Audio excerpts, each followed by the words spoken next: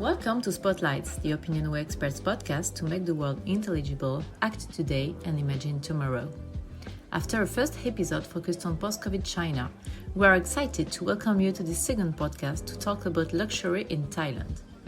Our international expert, Olivier Guillon, Deputy Managing Director of OpinionWay, has invited our partner, Jérôme Hervio, Managing Partner at Stamina Asia, a full-service research agency based in Bangkok, to share his latest insight on the country. Jérôme has been living in Thailand for 20 years and will tell us more about luxury trends in this country, evolution of the market, and future perspectives. Thank you, Olivia, for that brief introduction. Jérôme, welcome. I'm delighted to welcome you here today to talk about luxury in Thailand. You told me that Thailand is a country that is not much in the spotlight, but that has a real luxury tradition, right? This is right, Olivier. And in fact, there is a kind of aristocratic perception of luxury among the top, consumer in Thailand. Something like luxury is above money.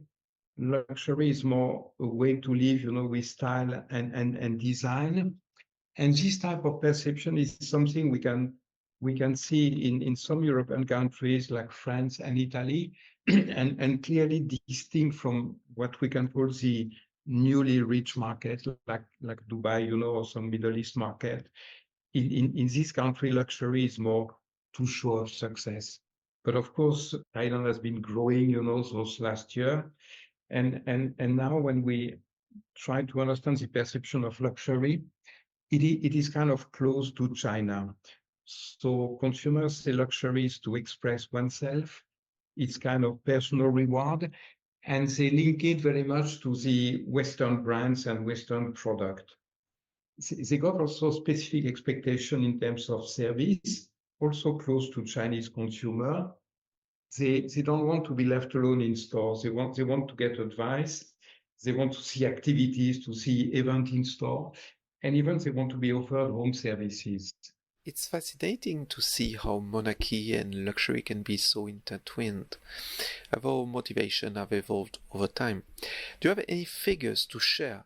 I know Thailand has become one of the main luxury markets in the region, thanks to both local and regional consumption. This is true, and this is also new. But something which the news, was coming last year, that Thailand had become, the first luxury destination in Southeast Asia. And to the pride, of Thai people, was getting a bit above Singapore market. The value of luxury is estimated to around $4.6 billion. Which is bigger not only in terms of size, but also in terms of growth rate than Singapore. But it's complex revenue. And if we look at the source of this revenue, we find both local consumer and also tourists. That's very clear, Jérôme. Thank you. Do you have any idea of how to group these different consumers according to you? If we start with the local consumer, we get some different types. So we were talking about this a bit aristocratic, perception of luxury, and we get this group of people you can really describe as world-class, connoisseur, expert of luxury, especially watch, jewelry, furnishing, but they're curious as well. And now we can see some interest, for wine. People spend time understanding knowledge, culture, tasting wine. So this is the first group, and this group is high spender. We got also some new riches, but a group which is quite important for both international and local brands is simply the middle class. Say something like 25%, maybe 30% of Thai people buy occasionally some luxury item. As the office employee, especially, find luxury extremely aspirational. And you can see women or men spending something like 25-30% of their salary on luxury item.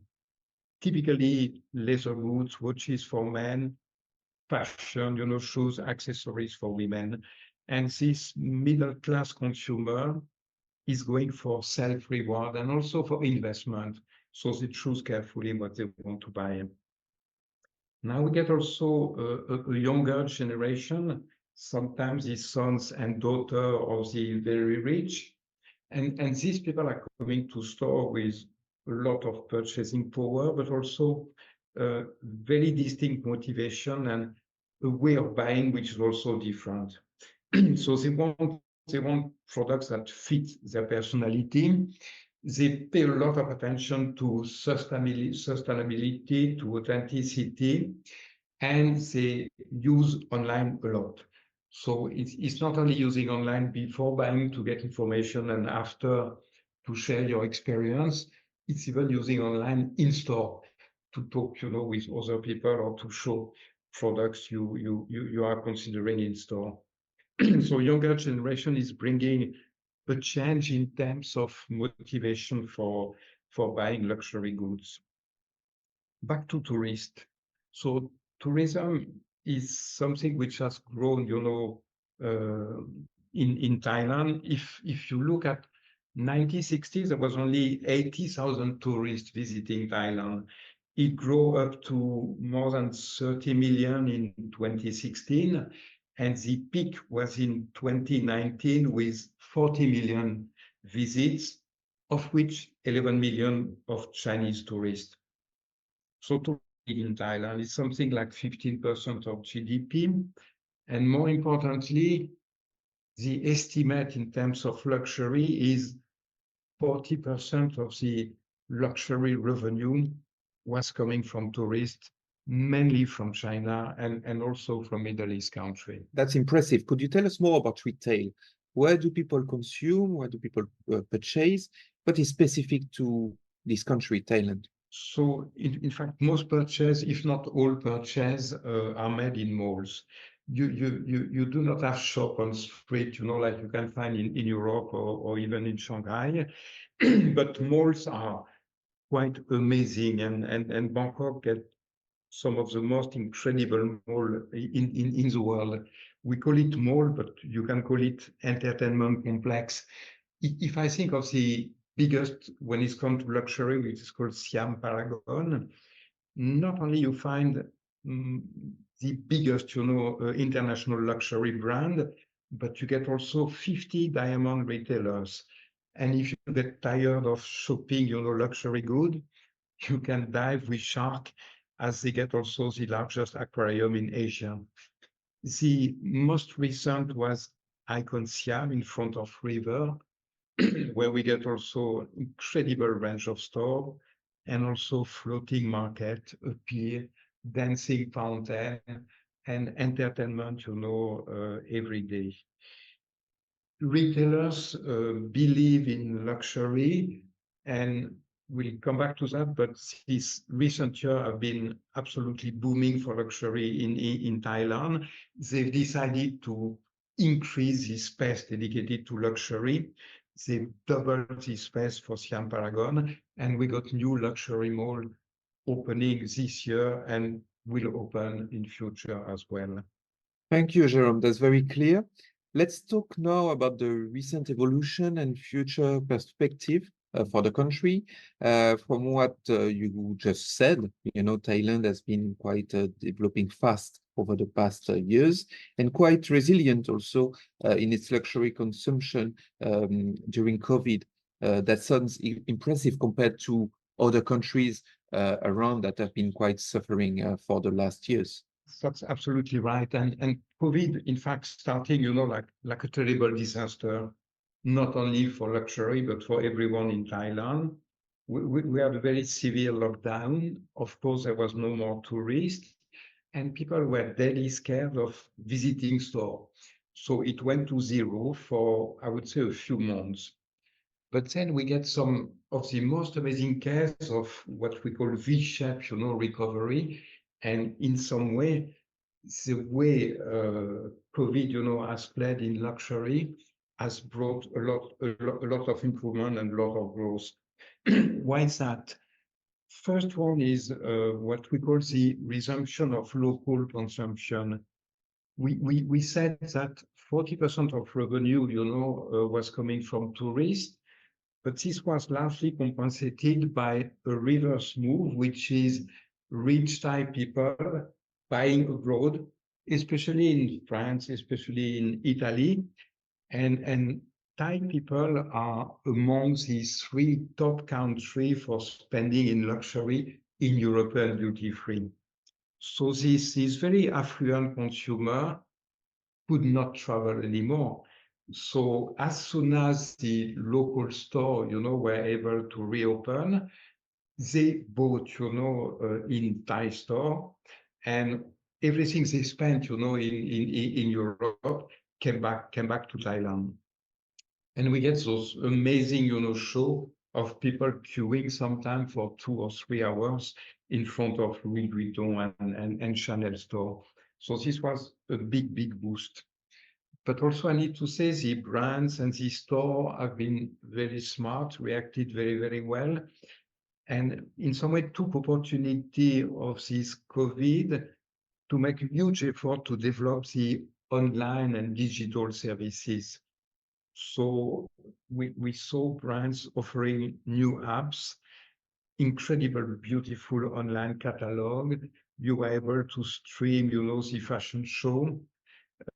Something very successful was to propose to the VIP customer personal sales assistant, telling you what is available, what is new, organizing appointments, and making, the move back to store much more easy. This was done using some Asian, social network, especially Line. So Line is something which maybe is not well known in Europe, but Line get in Thailand 54 million users outside of population of 70 million, which is more than Facebook. And it's also a very warm social network, something people use for daily exchange. So luxury brands have been very good to use Line. But in many ways, beyond lines, there was also this idea of becoming a bit more local. So during COVID, many brands realized, it cannot be top to bottom communication. You cannot control everything from Milan or Paris. And there was this idea of giving a little bit more flexibility, a little bit more initiative to local team, which also made understanding the local consumer more important. However, one of the most important moves has been to use the Thai celebrity. So we saw brands like Gucci, Prada, and Dior recruiting some very famous actor and actress. But maybe the most amazing is something we call here the Y series and the success of what we call the Thai boys. So Y series are boys love boy series, which are very soft, but incredibly popular among women, especially 35 to 50 years old. And it started in Thailand, became very successful across Asia. And it moved even to Paris when Dior get his Spring Summer 24 show last September in Paris. They invited, two of the famous Thai boys, from those series, Apo and Mike. And to the surprise of everyone, because Robert Pattinson, the Twilight actor, was also normally the guest star for this show. But finally, biggest success was for the Thai boys. So not only is it been useful to develop the awareness and to bring people to visit Dior in Thailand, but the success has been even global. What about the future? While China is going through a slowdown, can Thailand be one of the alternative countries to rely on for the brands? So yes, so 2022 was incredible success. 2023 was quite resilient. If we look at future, we need to take into account different factors. And first of all, we need to be a bit realistic. one fact is that Thai economy is not as dynamic, as other Southeast Asian market. Also, another factor is the rich Thai people who, were coming back to Bangkok to spend their money on luxury item in Thai store, may travel again now and they may spend again in Milan or Paris. Also, Thailand is an aging country. But despite all these elements, we got some very good reason to be optimistic. Even if Thai population is not growing anymore, something growing is the number of rich Thai people. So from the Credit Suisse estimation is number of people who get assets worth more than $1 million is increasing by 10% every year. Another element is tourists start coming back. So we had a peak of 40 million before COVID. In 2023, we had 28 million. We hope to get 35 in 2024.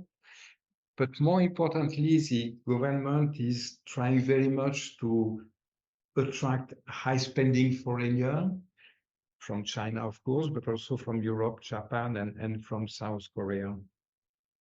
And because retail has changed so much, and because so many stores, have opened and also are managed in a very dynamic way with a lot of events, a lot of services offered in store, we believe that the tourists are going to like it, to spend and maybe to come back. And so you just talked a lot about the fact Thailand is strengthening its position as a luxury market. Could Thailand also contribute maybe to giving a new touch to luxury, maybe more experiential, knowing the culture of the country? Yes, in fact, before COVID, every research we were doing was showing a switch, from products to services and to experience, or to combination of products, and services. But COVID came, and after COVID, what we saw is back to products, back to handbags, back to shoe or jewelry, maybe to be reassured, after being totally scared during COVID. But service and experience will come back. And what we believe is when it comes to this area, Thailand gets a huge potential. Thailand gets some extraordinary good hotel, some fantastic restaurant, but the very broad category, on which we put some hope for luxury market is this broad category we call wellness. So wellness is booming. Thailand gets incredible spa. Thailand gets some unbelievable hospital, and when they combine, you can get some offer, and one of the area of development is what we call longevity tourism. So this is the combination of wellness with some regenerative medicine, some anti-aging, some cosmetic surgery, and also some beauty products combining in very beautiful wellness retreat, or in very beautiful hybrid, development where you get some hospital and some hotel together. The skincare beauty brand like La Mer, La Prairie are doing very well in Thailand. And if the beauty brand, combined with the wellness, combined with the spa, we can feel that Thailand can be one of the top destinations in the world for this new area. To conclude, Jérôme, what would be your recommendations to the brands? Number one is the incredible diversity of consumer. So anybody pushing the door of luxury store can be a tourist from Russia, or from Middle East, can be a middle class, office employee, or can be a very demanding, traditional rich consumer. And you have to deal with them equally well, which some global brands have totally understood, and it's unbelievable the way they deal with extreme level of politeness with any customer visiting store. Number two is remembering that store is key. We talk a lot about digital, but at the end, people not only prefer to buy in store, but want to enjoy the store experience. And as we said at the beginning, they expect events, activity, and a very superior level of service. Finally, what we learned from after the COVID is the importance of having a little bit of local component, which is true technically in terms of media, but can be also extended to using local celebrity as ambassador, which is very useful to boost awareness and to develop some kind of proximity with the brand. Thank you very much, Jérôme, and we'll end with this word that we both appreciate a lot, that is proximity. It was really a pleasure to welcome you to this podcast, and hope we can exchange pretty soon again about the subject. That's the end of this episode dedicated to luxury in Thailand. Thank you, Jérôme and Olivier, for sharing your expertise with us today, and thanks to all of you for listening to this interview. We hope to see you soon for more insight from the OpinionWay experts and guests. And if you enjoyed this podcast, please do not hesitate to rate it and share it.